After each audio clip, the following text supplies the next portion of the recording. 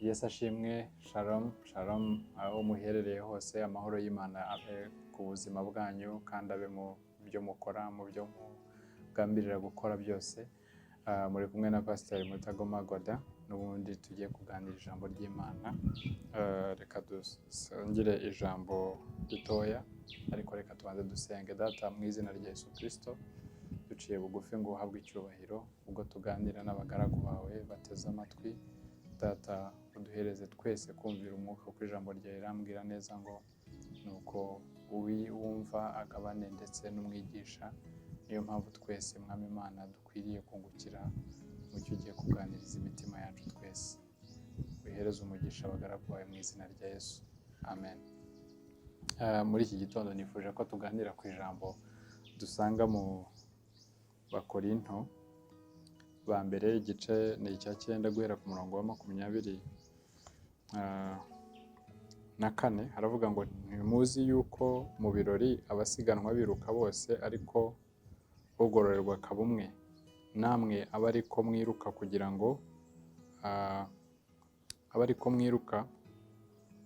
kugira ngo mugororerwe. Haleluya. Umuntu wese urushanwa yirinda muri byose, abandi bagenzereza batyo kugira ngo bahabwe ikamba ryangirika, naho twebwe tugenzereza dutyo kugira ngo duhabwe iritangirika. Nuko nanjye ndiruka, ariko si nk'utazi aho njya, nkubitana ibipfunsi, ariko si nk'uhusha, ahubwo mbabaza umubiri wanjye nk'ukoze uburetwa, ngo ahari ubwo maze kubwiriza abandi, nanjye ubwanjye ntaboneka ko ntemewe. Amen. Haleluya. Uyu munsi ndashaka kugira ngo tuganire hejuru yo kugira umwete wo kuzagororerwa. Haleluya. Umuntu wese ukora nk'uzagororerwa yirinda mu byo akora. Umuntu wese ukora nk'uzagororerwa n'Imana yirinda mu byo akora. Niyo mpamvu muri iki gitondo nifuje yuko, cyangwa se niyo mpamvu muri aka kanya nifuje ko tuganira hejuru yo gutekereza ku ngororano. Ukwiriye gukora utekereza ko uzagororerwa. Ukwiriye gukora utekereza ko hari Imana izareba ibyo wakoze. Ntabwo ukwiriye gukora ukoreye ku jisho. Nta kintu na kimwe ukwiriye gukora ukoreye ku jisho. Nta kintu na kimwe ukwiriye gukora ukoreye ku marangamutima, ahubwo ukwiye gukora nk'umuntu uzagororerwa. Imana izagororera abantu bene data. Imana izakugororera ivugabutumwa wakoze urikoranye urukundo. Imana izakugororera umurimo w'Imana wubatse uwubakanye urukundo. Imana izakugororera ikintu icyo ari cyo cyose wakoze ugikoranye urukundo, ugikoranye umuhate, ugikoranye ishyaka, ugikoranye ibyishimo, kubera ko Imana ubwayo ireba mu mitima ikamenya icyo abantu bakora n'impamvu babikora. Ni kenshi abantu baharanira gukora, ariko ni kenshi abantu batekereza ku ngororano. Niyo mpamvu hano hanze hari abantu benshi bakora ibintu byinshi bitandukanye, ariko uko babikora bakabikora batagamije kugororerwa, noneho bikazatuma ingororano zabo igihe zigeze zitabanezeza. Haleluya. Ariko gukorera Imana ni ngombwa ko dutekereza ku ngororano. Murabizi mwese, iyo abantu biruka ntago kwiruka ari cyo cyangombwa, ahubwo uwirutse cyangwa se usiganywe bijyanye n'amabwiriza, usiganywe bijyanye n'uko ijambo ry'Imana rimutegeka, nicyo cyangombwa. Abantu benshi babwiriza, abantu benshi baba abapasiteri, abantu benshi baba abaririmbyi, abantu benshi bakora ibintu bitandukanye, ariko Imana ntikenera cyane ko dukora ibyo bintu tutejejwe. Nibyo koko umurimo w'Imana ni ngombwa, nibyo koko kuvuga ubutumwa ni ngombwa, nibyo koko kubwira abantu ni ngombwa, ariko si byiza ko icyanditswe kidusohoreraho cyangwa se kigusohoreraho kivuga ngo Imana ishobora kwicara ku bitugu by'abapfapfa ngo ikihesha icyubahiro. Uyu munsi ntiwemere kuba umuririmbyi w'umupfapfa Imana yakwicaraho ikihesha icyubahiro. Ntiwemere kuba umushumba w'umupfapfa Imana ishobora kwicaraho ikakiza abandi ariko witagukijije. Ni kenshi abantu bashobora gukora imirimo yayobora abandi, yatuma abandi bajya mu ijuru. Ni kenshi wavuga Yesu abantu bakamwumva, ariko wowe ukaba ubuzima bwawe butandukanye nubwo kwemera Kristo. Haleluya. Tujya twumva abantu bashobora kuba mu nsengero bagasambana, abandi bakaroga, abandi bagakora ibintu bitandukanye, ariko stili bakavuga Kristo. Ni ikintu gitangaje, ariko ntago bitangaje cyane, kubera ko nanone ijambo ry'Imana rirabivuga. Riravuga ngo bamwe bavuga ijambo ry'Imana babitewe no kwirema ibice n'ishyari n'ibindi bintu bitandukanye, abandi bakabivugana umutima ukunze. Ni ukuvuga ngo Imana izi impamvu ugira ishyaka ry'umurimo wayo. Imana isobanukirwa neza uko umuntu agira ishyaka, isobanukirwa buri kintu cyose. Wahisha abantu ariko Imana ntiwayihisha. Wahisha abantu ko wasambanye mu ijoro ukaza ukaririmba ariko Imana ntiwayihisha. Wahisha abantu ko ufite umugore wa kabiri uri pasiteri ariko Imana ntiwayihisha. Imana isobanukirwa ibyo dukora kubera ko niyo Mana izatanga ingororano bitewe n'uko abantu koko birutse. Niyo mpamvu rero Pawulo hano yabwiye abantu aravuga ngo ntimuzi yuko mu birori abasiganwa biruka bose ariko ugororerwa akaba umwe. Namwe rero ariko mwiruka kugira ngo mugororerwe. Mwene data, uriruka nk'uzagororerwa, urakora umurimo w'Imana nk'uzagororerwa. Ese iyo utanze amaturo uyatanga nk'uzagororerwa. Ese iyo wubaka insengero uzubaka nk'uzagororerwa. Ese icyo ukora cyose ugikora nk'uzagororerwa. Iyo ukora ivugabutumwa urikora nk'uzagororerwa. Buriya hari igihe abantu bakora ibintu bitandukanye ariko bafite izindi mpamvu. Ni ukuvuga ngo abantu bamwe tujya tubibona, umuntu ugasanga aguze nka piano y'urusengero cyangwa se aguze amabati cyangwa aguze iki, ariko nyuma batamuha intebe akwiriye mu rusengero cyangwa se intebe bajya batanga, umuntu akavuga ati ngiye ndatwara amabati yanjye, ndatwara sente zanjye. Ni ukuvuga ngo icyo washakaga ntabwo byari ishimwe ritangwa n'Imana, ahubwo washakaga icyubahiro mu bantu. Ntabwo washakaga ishimwe ritangwa n'Imana. Niyo mpamvu ntukwiriye kubwiriza kubera ko gusa ngo baguhaye agatuti. Ntukwiriye kubwiriza kubera ko gusa byagenze gutya. Iyo umuntu akora akoreshejwe n'abantu, akoreshejwe no kugira ngo ashimwe n'abantu, akoreshejwe, ibintu biramunanira, ibintu biramurushya, ibintu bimubuza amahoro. Ntabwo rero umurimo w'Imana ari ikintu cyo kutubuza amahoro, ahubwo umurimo w'Imana ni ahantu tubonera satisfaction, ni ahantu tubonera kunyurwa, ni ahantu tubonera umugisha w'icyo Imana ikora mu buzima bwacu. Kubera ko ubwami bw'Imana si ukurya, si ukunywa. Ubwami bw'Imana si ibifatika gusa. Ubwami bw'Imana buzana gukiranuka. Ubwami bw'Imana bugomba kugendana n'amahoro umuntu afite mu mutima. Ubwami bw'Imana bugomba kugendana n'ibyishimo byo kunezerwa mu Mwuka Wera. Haleluya! Uyu munsi rero ndashaka kugira ngo nkubwire ngo tukiri mu isi, Imana ijya itugororera ibintu bitandukanye, itugororera ayo mahoro, itugororera uwo munezero, itugororera ibyishimo. Umuntu akabaho anezejwe n'uko yamenye Imana. Haleluya! Ariko no mu ijuru ijambo ry'Imana rirambwira ngo hariho ingororano, hariho ubugingo buhoraho, kandi ngo abahinduriye benshi kuba abakiranutsi bazaka nk'inyenyeri. Mwene data, uyu munsi ariko impamvu ngarutse hano gutekereza ku ngororano ni ikintu cy'ingenzi. Niba ukore nk'uzagororerwa, kubera ko abantu benshi bananijwe n'uru rugendo, kubera ko iyo basuzuguwe mu isi bibwira ko kubera ko ariho bashakaga ingororano bananirwa, bacika intege. Iyo bakoze umurimo bakananizwa n'abantu, baratangira bakavuga ngo abantu nibo batunanije, bagacika intege. Ariko reka nkubwire, Imana yaguhamagaye, Imana yaguhaye agakiza. Haleluya! Ifite impamvu. Niyo mpamvu niwitwara neza, nukomeza gushikama, nukomeza umuhate, nukomeza umurava, haleluya, uko byagenda kose Imana ntizabura kukugirira neza, Imana ntizabura kukugororera. Haleluya! Imana ikwishimire kubera ko ukorana umutima ushaka kuzagororerwa. Amen. Abantu benshi ntabwo batekereza ku ngororano. Niyo mpamvu abantu babirwaniramo, niyo mpamvu abantu bakizwa ariko bagasigarana kamere. Niyo mpamvu umuntu adahora ashakisha ikintu kizatuma abona ingororano. Kandi ingororano ni ukuri, ingororano zirahari. Ni ukuri, ingororano ni ukuri zirahari bene data. Ingororano zirahari. Uyu munsi rero ukwiriye kubitekereza cyane. Haleluya! Rero Pawulo aravuga ngo umuntu wese urushanwa rero yirinda muri byose. Haleluya! Umuntu wese urushanwa yirinda muri byose. Icya mbere ni ukumenya, ukavuga ngo ingororano ndazishaka. Umuntu rero ushaka ingororano agomba kwirinda muri byose. Umuntu wiruka atirinze muri byose akora tresheri. Umuntu wiruka atirinze muri byose abaho mu buzima bwo kubeshya, abaho mu buzima bwo kubeshya ko yirutse kandi atirutse, abaho mu buzima bwo kugenda yirukira muri rene z'abandi cyangwa se yirukira mu mwanya utari uwe. Mu biruka rero abantu bagira imyanya. Rero rimwe na rimwe abantu bamwe badashaka ingororano bava mu myanya yabo bakimukira mu yindi, hanyuma bikabateza ibibazo. haleluya. Niyo mpamvu muri iyi si harimo abantu bamwe abona akavuga ati runaka arahanura, reka nanjye mpanure nibwo bizakunda. Akavuga runaka akora ibi, nanjye reka mbikore nibwo bizakunda. Runaka yashinze itorero, nanjye reka ndishinge nibwo. No, ntabwo turi mu irushanwa rya ba runaka, turi mu irushanwa ryo kuzagororerwa. Umuntu rero azagororerwa bitewe n'icyo Imana yaguhaye.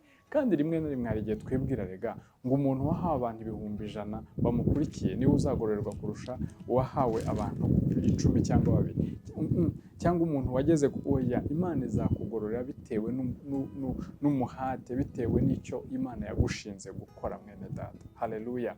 Imana hari icyo yadushinze gukora. Ushobora kutaba nka runaka ariko uri uw'Imana yakugizeho. Amen. Ushaka kuba utaba nka runaka, ujye utekereza. Kuko hari igihe abantu muri iki gihe isi irashaka kudutoza, uzakomera mwene data, uzagera ku rwego rwa Billy Graham, uzagera ku rwego rwande. Uwo ari we wese wageraho cyangwa se ukamurenga, upfa kumurenga cyangwa ukamugeraho cyangwa se ukajya munsi ye, ariko bitewe n'icyo Imana yaguhamagariye. Njyewe icyo mpamya ni uko umuntu wese wakoze umurimo neza, akaba umugaragu wizewe, akagabura iby'Imana uko Imana yamubwiye, wagera kuri umwe, wagera kuri 2, wagera kuri 3, impact yose uzagira ariko wayikuye mu kuboko kw'Imana, wavuze iby'Imana, utishushanyije ngo ube umuhanuzi cyangwa se w'ibinyoma, utangire kubeshya abantu ngo urahanura cyangwa udahanura. Ariko niba uhanura, hanura nk'uko kwizera kwawe kungana. Niba wigisha, gira umwete wo kwigisha. Niba uruhugura, gira umwete wo guhugura. Niba uri umushumba, bikora unezerewe. Icyo Imana iguhamagarira, urwego rwose Imana iguhamagarira, niyo Mana izaguhemba kuko niyo Mana yaguhamagaye. Haleluya. Uyu munsi ntabwo twavuga ngo abafite umumaro ni abamaze guhembwa menshi, ni abagendera mu mamodoka ahenze, oya. Buri muntu wese Imana uko imuhamagara ifite icyo yamuhamagariye. Kandi nawe niba hari icyo yakuvuzeho, izagisohoza. Ntukwiriye guteshuka, ukwiye kwirinda muri byose. Umuntu akirinda ibyaha, ukirinda kwikompara, ukirinda kwisuzugura, mbega wirinde muri byose. Haleluya. Kuko ibintu binaniza abantu mu murimo ni ibintu bitandukanye. Hari abantu bananizwa no kwisuzugura, akavuga ngo njyewe se nahagarara imbere y'abantu bikagenda gute, ese navuga, ese ko ntazi kuvuga. Ariko uko nguko uvuga kurahagije. Haleluya. Uko nguko uvuga kurahagije, uko nguko uririmba kurahagije imbere y'Imana. Ufite icyo uvuze imbere y'Imana, ufite icyo uvuze mwene data, ufite icyo uvuze. Niyo mpamvu ntukwiriye kuvuga ngo ubwo njyewe ntamenyekanye ngo mbe nka runaka, ahari ndirimbira mu rusengero gusa, ahari njyewe mbikora gutya gusa, ngo ahari ntabwo nkomeye. Oya, Imana, mu maso y'Imana, ijambo ry'Imana riravuga ngo mu mahanga yose umuntu wese ukora ibyo gukiranuka, Imana iramwemera. Haleluya. Rero ukwiye kwirinda muri byose niba ushaka kuzagororerwa. Abandi ngo bagenzereza batyo kugira ngo bahabwe ikamba ryangirika. Bene data, twabonye abantu benshi bakora mu isi, basiganwa, babona ibikombe, ariko uyu munsi ibikombe bikaba bidafite ikintu bimaze. Tuvuge nko mu masegonderi twajyaga tubibona, hari ibikombe abantu benshi batwaraga, abakinaga imipira, abakinaga za volley, basket, ukabona rwose birashimishije. Iyo kipe wenda niba hari abagiye bazibamo mugatwara nk'ibikombe, uyu munsi ushobora kugerayo ugasanga ibikombe byataye agaciro, baranabijugunye kuko byarashaje. Haleluya. Nuko bimera. Ntago umudari utajyanye n'igihe birasaza. Ibintu birasaza, ibikombe twirukira muri iyi si birasaza, ibintu baduha nk'ibihembo birasaza. Haleluya. Birasaza pe, birasaza ku buryo ubidekarasa ukabishyira ahantu ugasanga nta kintu bikimaze. Ariko ingororano ziva mu ijuru ntago zisaza. Niyo mpamvu dufite ingororano iruta iyindi. Ibyo twirukira biruta ibindi. Haleluya.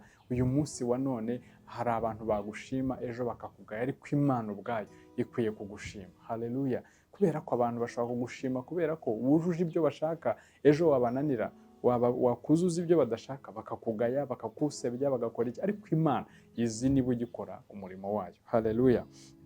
Rero mu bintu ukwiye gukora, ukwiye kuvuga ngo ndashaka ikamba ritangirika, ndashaka ikamba ritangirika. Haleluya. Kuko twebwe abamenye Kristo dukorera ikamba ritangirika. Amen. Dukorera ikamba ritangirika mwene data, dukorera ikamba ritangirika, kandi Imana izaduhemba, Imana izatugirira neza. Amen. Paulo rero hano we yaravuze ngo nkubitana ibipfunsi, ngo ariko simeze nk'umuntu uhuje. Haleluya. dukwiye kugira intego bene data, ntago duhusha, ntago ukwiye guhusha. Abantu bahusha ni abantu bakora ibintu badafite intego, ni abantu bakora ibintu kubera babikoze nyine. Umuntu akabikora akavuga ati mbonye runaka abikora nanjye reka mbikore, mbonye runaka abaye pasiteri nanjye reka mbe pasiteri kuko wenda akazi karabuze n'ibindi bindi. Ariko ntago dukwiye gukora umurimo w'Imana kubera ko tutize, kubera ko wenda ngo twabuze ibyo kurya. Ntabwo dukwiye gukora umurimo w'Imana kubera ko twananiwe gukora indi mirimo. Dukora umurimo w'Imana kubera ko iduhamagaye, iwuguhamagare, kubera ko izaguhemba mwene data, izaguhemba, izawugutungiramo, izatuma udahemuka, izatuma utaba umwesikoro, izatuma udahemuka kubera ko izawugutungiramo. Niba ariyo yaguhamagaye iwugutungiramo, ntago uzagira ijambo ryawe rigwa hasi ngo wirwanirire, izakomeza ikurwanirire. Haleluya, kugeza igihe izaguhera ikamba ryo mu ijuru. Umurimo w'Imana irawurinda, umurimo w'Imana irawurengera. Icyo Imana yaguhamagariye gukora, kandi icyo Imana iguhamagarira gukorera ntabwo ari ukuba mu rusengero gusa ahari, ahubwo cya kindi cyose ukora ubibwirirwe n'Umwuka Wera izakiguhembera, kandi n'ubu hari ikiguhembera. Haleluya. Uyu munsi rero ndakwinginze, waba uri umushumba, waba uri umudiyakoni, waba ukora ibindi bintu, waba witanga, za mpano zose Imana yatanze ikoresha, izaza kureba niba twarazikoresheje by'ukuri k'ubwami bw'Imana. Niyo mpamvu bugereranywa ngo n'umuntu wagiye kure agasiga abagaragu be, buri muntu wese akamuhereza italanto,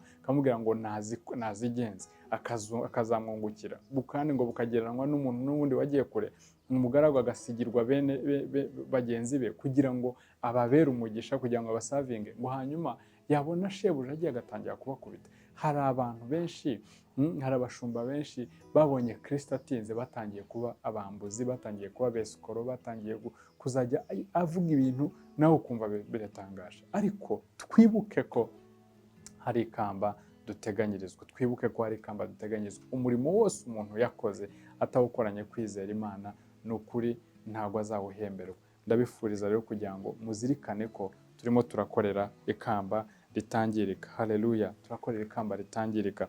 Hansoza hari ahantu havuga rero ngo ubwo mbabaza umubiri wanjye nkukoze uburetwa ngo hari ubwo maze kubwiriza abandi nanjye ubwanjye ntaboneka ko ntemewe.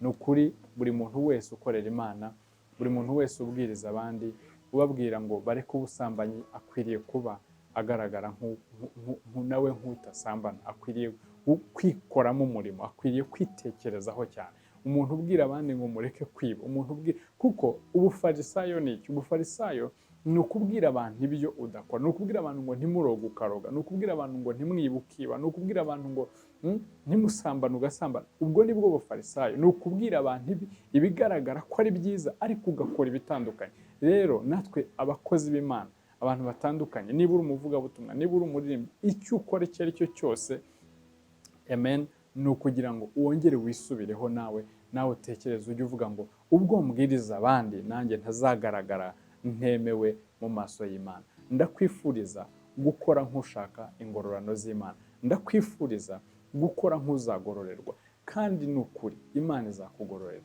Imana izakugororera kubera ko Imana ni Imana idakiranirwa. Izi umurimo wose ukorana urukundo, izi umurimo ukorana ubushake, utabitewe n'uko wahawe ubusonga gusa, utabitewe n'uko wahawe inshingano gusa, ahubwo ubitewe n'umutima ukunze, utabitewe n'ikindi, ubitewe n'umutima ukunze. Ndagushimiye rero wakurikiranye. Icyo nkwifurije ni uko utekereza ku ngororano, wongere uvuge ngo Mwami Imana, ahari hari ibikorwa nakoraga kugira ngo ngaragare, ahari hari ibikorwa nakoraga kugira ngo abantu banyemere, ahari hari ibikorwa nakoraga kugira ngo bigende, ariko niba ari ibyo, wowe ubwawe wisubiremo, ushaka impamvu zihuye n'impamvu z'Imana zatuma Imana ikugororera. Haleluya.